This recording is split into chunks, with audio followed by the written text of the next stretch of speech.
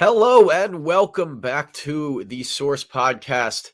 This is our last edition of the Sunday Scaries, quote unquote, of the year. It's very sad that we have reached this point. I don't want to come to the realization that football is going to be over in a few hours, but that's sadly the case. And we have one last game to go through, one more game before it is all said and done. And I am here to take you guys through the game as well as my favorite picks, sides, leans on totals. I don't necessarily have a play on the total, but I have a bunch of props I want to talk about, and there's a lot more in store. We should have Job joining us soon. He's been having some technical difficulties. I know you guys have noticed I didn't do my normal introduction of introducing Job as well, but Job should be joining us very soon.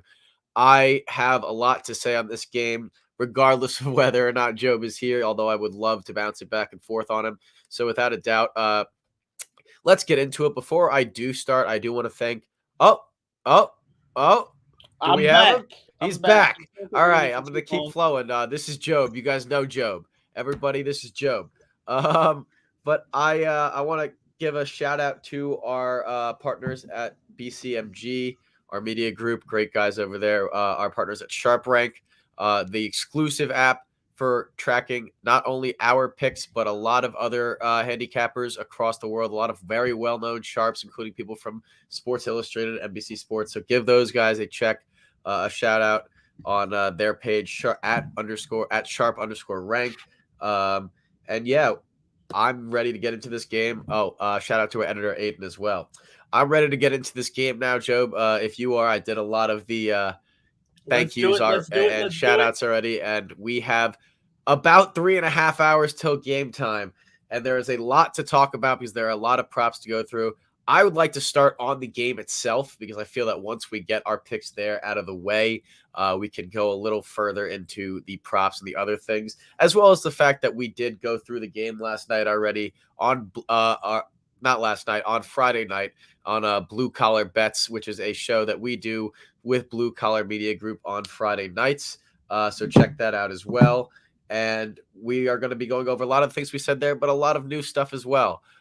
So I'm going to put my pick up on screen. Job, I don't have your picks up as banners.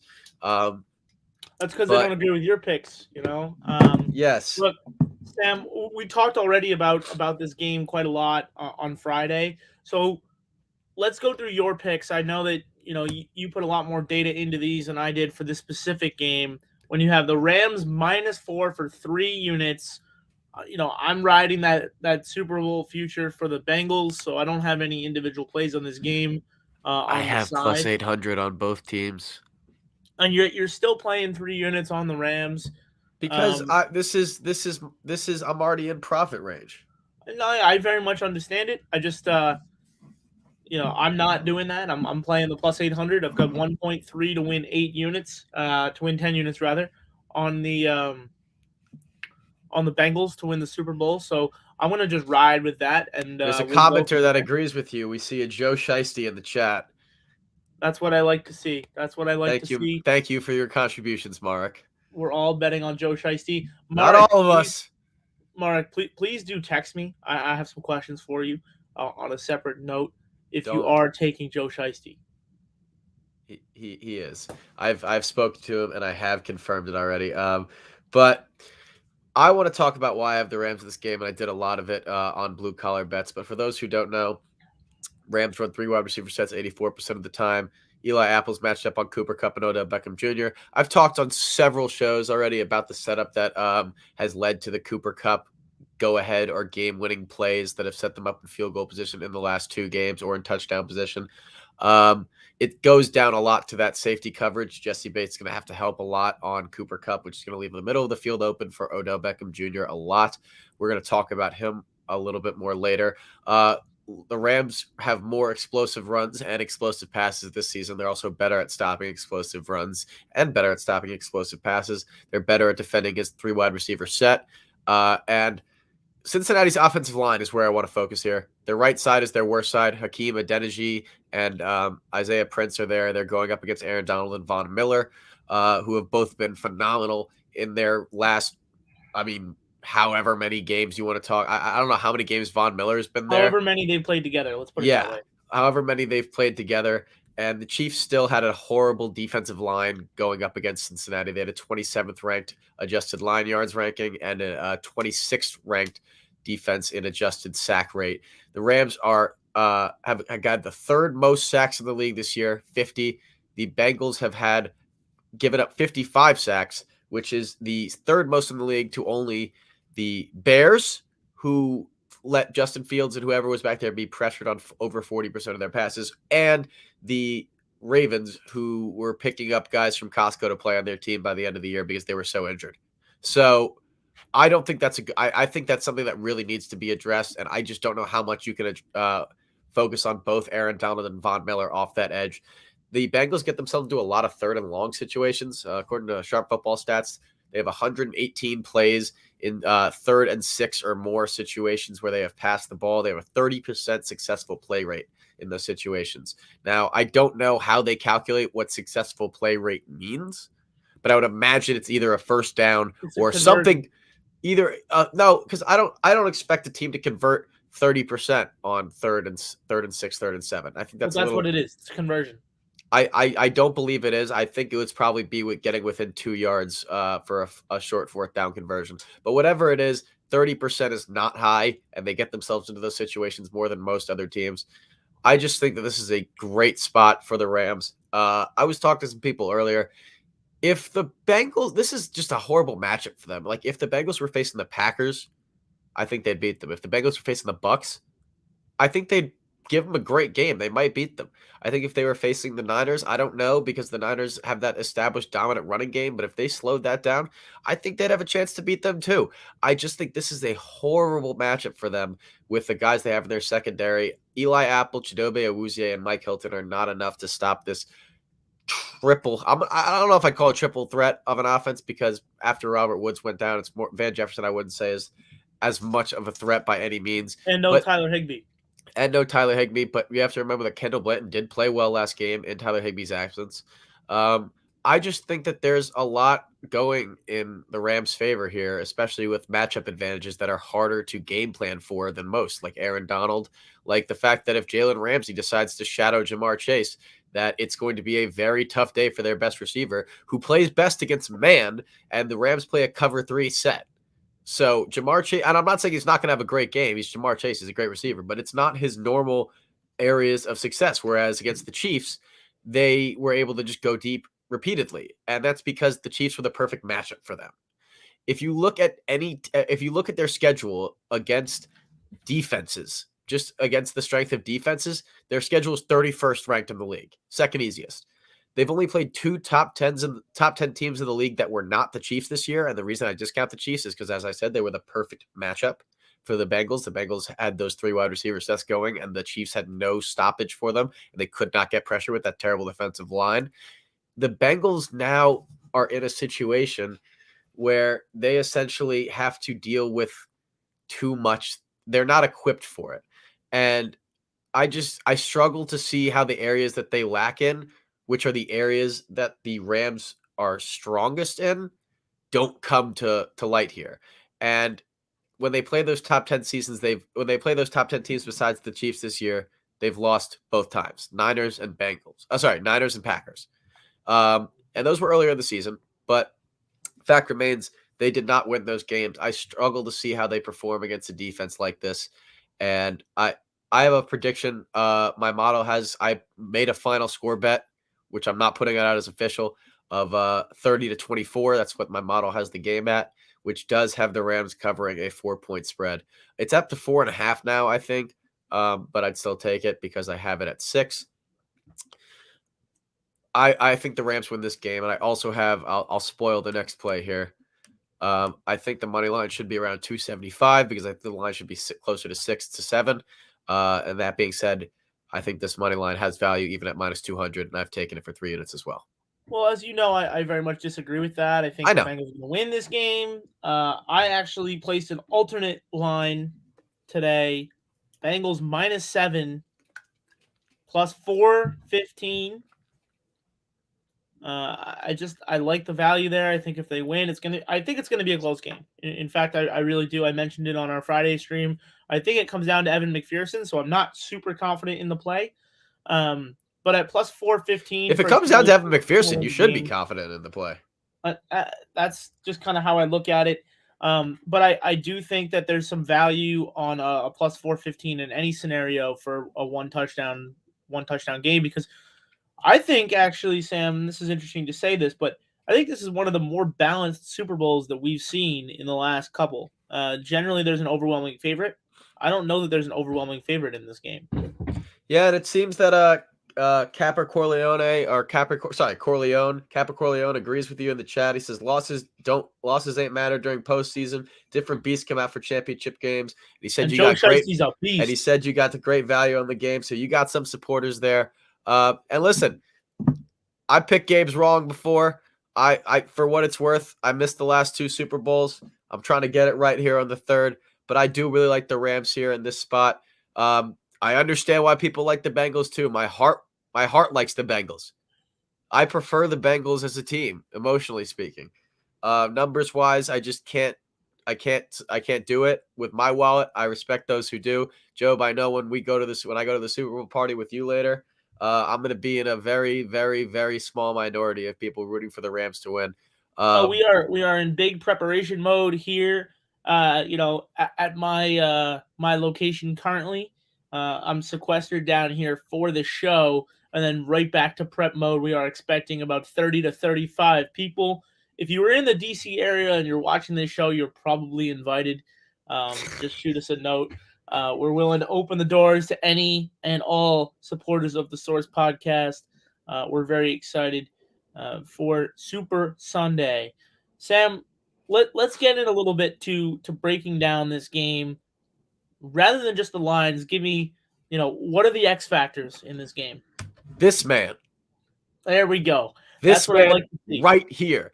And I want to preface this by saying people probably see the Giants stuff in the background there. There are some Giants fans that don't like Odell Beckham Jr. for some reason. They are bad fans. I guess that he didn't like being in a losing organization that wasn't doing anything for him, and people didn't like that. I don't understand why that's such a hard thing to understand and believe. But I am, for one, incredibly happy that Odell Beckham Jr. has a chance to win a Super Bowl. I really, really, I have money on it, so I really hope he does.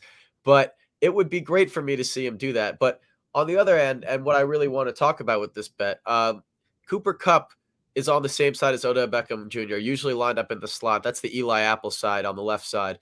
And Jesse Bates is usually behind Eli Apple. That helps Eli Apple in the coverages that he blows sometimes, which he does. I don't know if you've seen the film from 2016 of Eli Apple and Odell Beckham Jr. going at it, but he can't hold Odell. He can't hold Odell's jockstrap in those coverages. Whoa. I'm just kidding. Listen, he's talking trash on Twitter way worse than what I just said.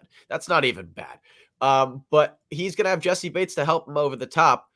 The problem is that when teams have been helping Jesse Bates on the other receiver, on Odell, in the last couple games, or not helping Jesse Bates, when the safeties have been helping Eli Apple over the top in the last couple games. Let me rephrase. When teams have been helping the corner that is guarding Odell in coverage in the last couple championship games on big drives, we've seen safeties drift to the outside and Cooper Kupp find a lot of open space on or near the middle of the field. If I'm the Bengals, I've been studying that film for the last 2 weeks, and I'm not letting that happen. And what that's going to result in my opinion, is Odell Beckham Jr. getting the ball in space, because Jesse Bates is going to have to pull over with Cooper Kupp, and that means that the safety is not in play, and Von Bell pretty much has to work with Odell Beckham on one side working towards the middle and Van Jefferson on the other side, and you can't let anyone get behind you. That's 1-on-2.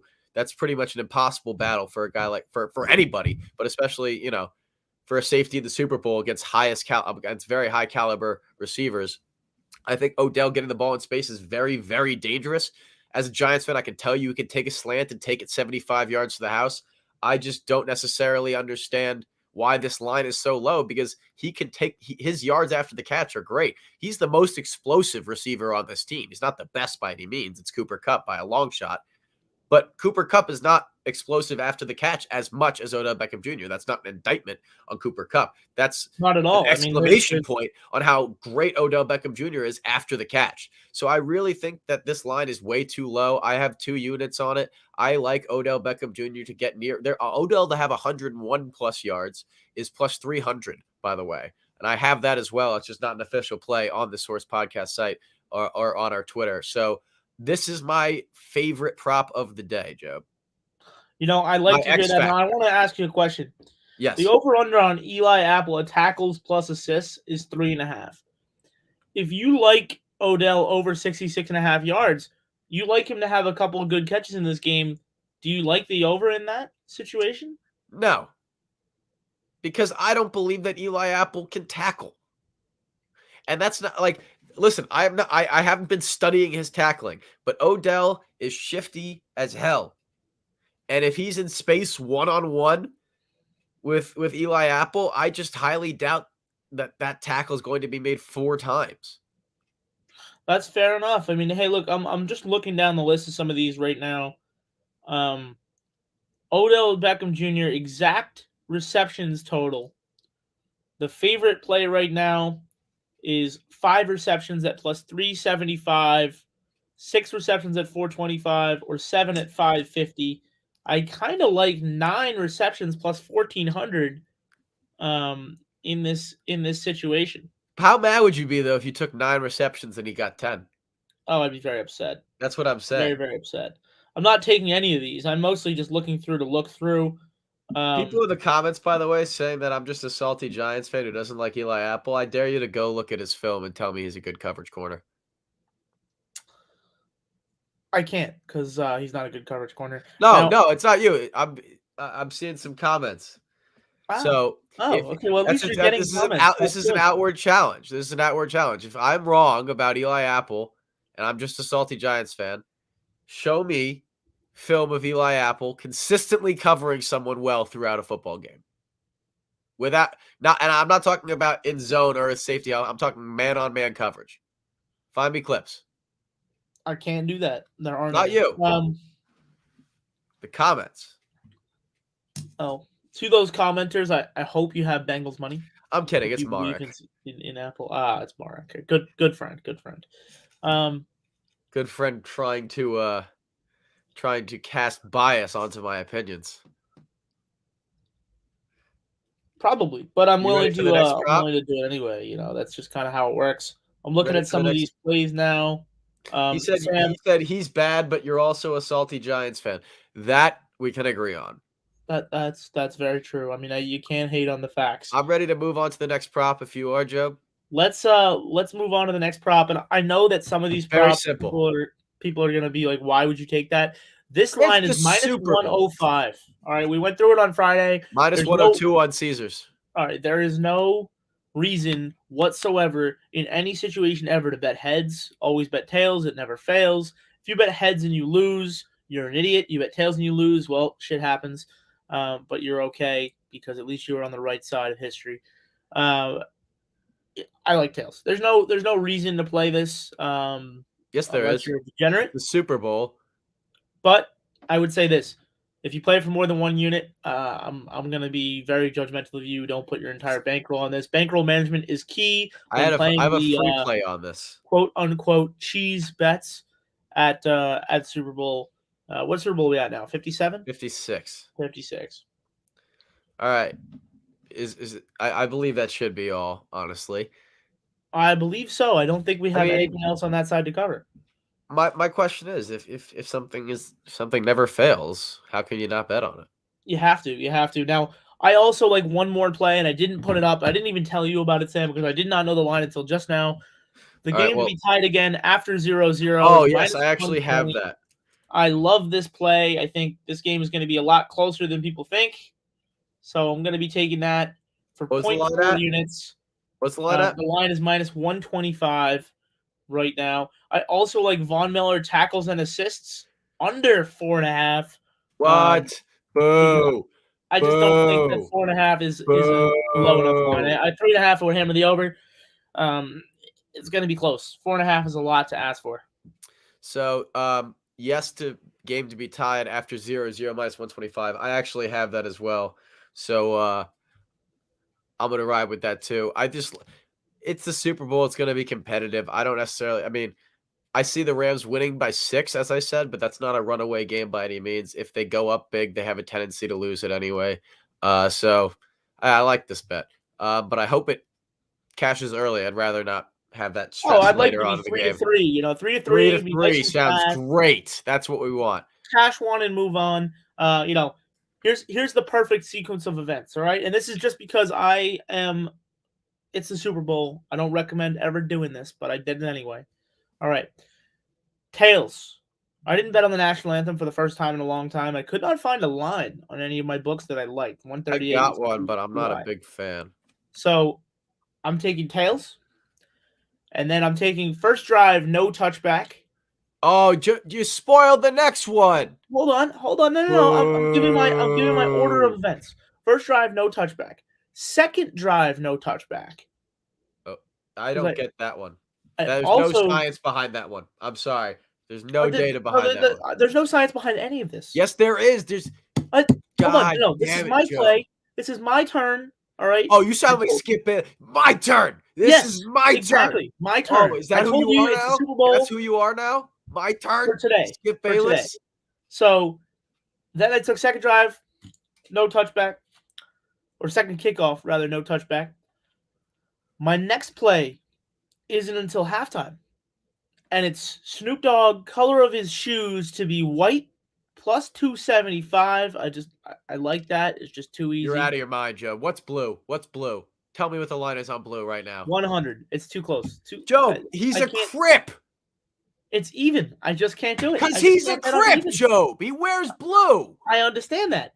All right. Then I like first song played at the Super Bowl halftime show to be California Love plus 250. Finally. Something that makes sense. It makes too much sense to be California Love. So we're going with that plus 250. We're also going to go with under 7.5 songs because I don't think they're going to have enough time with how much freestyle and I expect them to be doing to go over that amount. So under 7.5 songs. Then we go to the second half. We're going to go to the second half kickoff, no touchback. Second half kickoff. I just don't see a lot of kickoffs being touchbacks in this game. And then we're going to the end of the game. Okay. And we're going to Evan McPherson over 1.5 field goal attempts in this game. Attempts? Plus 130. No way. It's got to be made. Got to be field goals made. No Actually, way field goal attempts. I'm sorry. It is field goal made. Yeah. Field goals attempt is 2.5. Field goals made 1.5 over 130. It is going to cash. If it doesn't cash, then I'm officially Skip Bayless, and then it's a problem. But you already are. Maybe so, but at least Skip Bayless gets the ratings. You are telling me right now that a Crip is going to wear white shoes at the halftime show.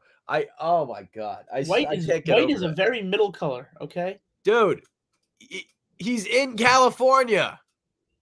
He's going to represent. All right.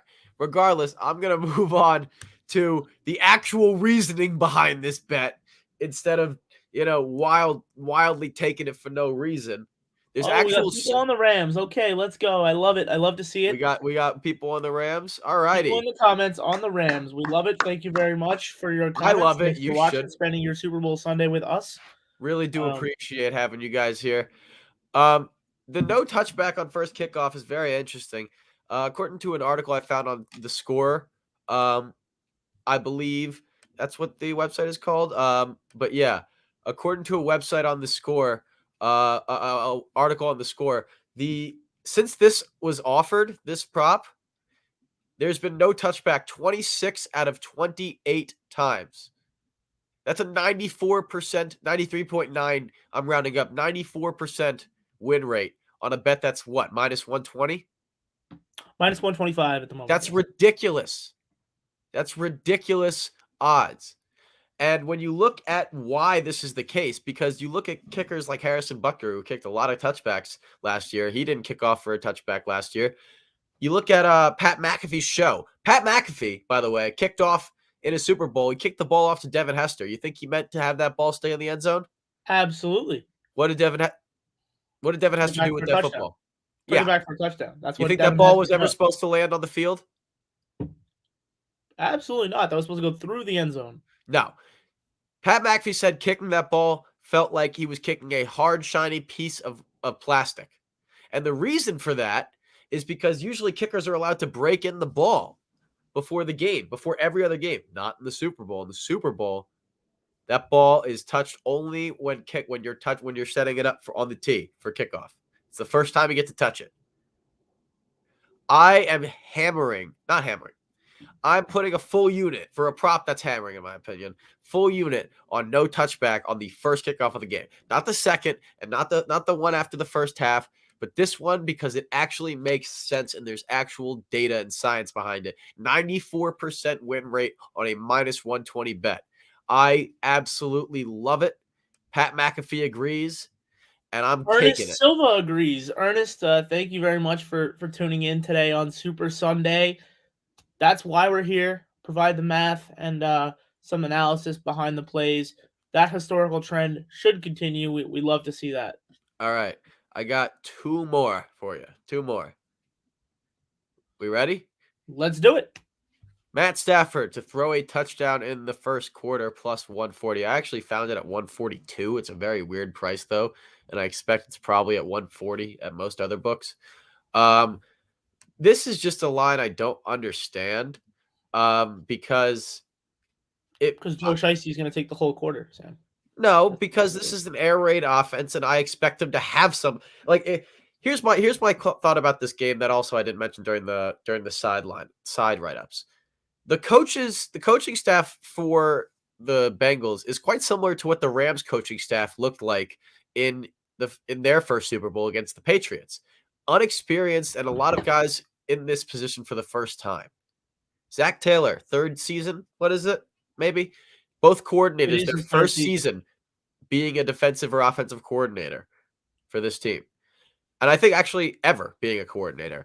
So I think it's very interesting to look at that experience factor when you look at how both teams are preparing for this game. I expect that Zach Taylor is not as prepared for this game as Sean McVay is, because Sean McVay has learned from his past mistakes. I think that the Rams come out with an absolutely banging first drive, beautifully scripted, because Sean McVay has had this plan for ever since he lost that game.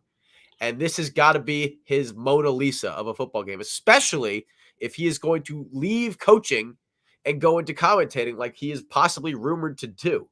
So I think this game is incredibly important to Sean McVay in terms of his career, in terms of his legacy, and in terms of proving people wrong, proving that the first Super Bowl that he was in was not a mistake. He was not an issue. He was not a fluke. And I think Matt Stafford is a big part of that. I think the passing game is a big part of that. They want to make a statement against this weak secondary, and I am all in on Matt Stafford and the Rams today. I like Matt Stafford to throw a touchdown in the first quarter, and I love that it's at plus 140 because this to me is if they want to make a statement drive right away. I can't hate on that. I do like Matt Stafford to throw over 2.5 touchdowns in this game. So first quarter plus 140, I like it. The only thing that gives me any hesitation, does he have the ball long enough for that to happen? Well, as we talked about, the Bengals getting themselves into a lot of third and long situations. They've been converting them throughout the playoffs. It's been remarkable. But how long can that persist? Sam, we have a question here from the audience. It's again Ernest Silva. He wants to know what's 2 TDs in the first half for Matt Stafford. Or in the first quarter for Matt Stafford. I don't have that line, Ernest, but based on I don't believe I do either. I would guess it's probably somewhere in the 310 to 330 range. If it's in the first quarter, we're looking for, let's see. I do know for the game, the over-under is 2.5. Which I would take the over. 5. Although the only thing I'm worried about is if they get into that red zone, the Bengals' run defense without Larry Ogunjobi is kind of suspect, and I don't want any vultures coming in.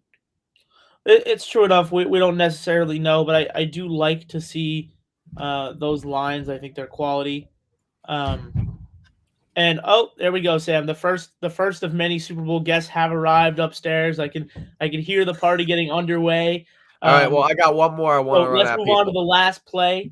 before This one is Super not for the Sunday faint of really heart. begins. This is not for the faint of heart. We talked about this on Friday. I will not stop. Anyone who's only hearing this for the first time, they can get this line for the next hour, probably a little less. Why? How much time do you have? I mean, we have 4 minutes. I know. Basically, Von Miller is lined up on that side with Aaron Donald against the weakest part of the offensive line for the Bengals. That part we've already discussed. What we haven't discussed is the fact that this man has the most Super Bowl experience out of anybody else in the field. He won Super Bowl MVP previously. He's done this before. And Aaron Donald, even though his line has dropped from 20-1, then to 9-1, then to 6-1, great for him. Problem is he gets double teamed 73% of the time. Now, I have no idea how Aaron Donald is supposed to win MVP while he's getting doubled 73% of the time. What I do know, you know who's winning MVP is Ja'Marr Chase. If he's getting doubled, that means that even worse players are on Von Miller, because I know for a fact that they're going to try to send their 2 best guys on that side on Aaron Donald, which means Isaiah Prince, the rookie, is left alone with Von Miller, the man with the most Super Bowl experience in the field, the man who's a great speed and bend rusher, the guy who's Joe Burrow is going to be stepping up into when Aaron Donald inevitably penetrates that double team and forces Joe Burrow to step out. He's going to step right into Von Miller, who's been playing absolutely phenomenally for this Rams team. 36-1 odds are too high for me. And I think Von Miller's got a good shot at this. All right, I like it, Sam. I mean, we know how much a defensive player has to do in a game in the Super Bowl to win MVP, but it's been done before. It's been done in the past decade.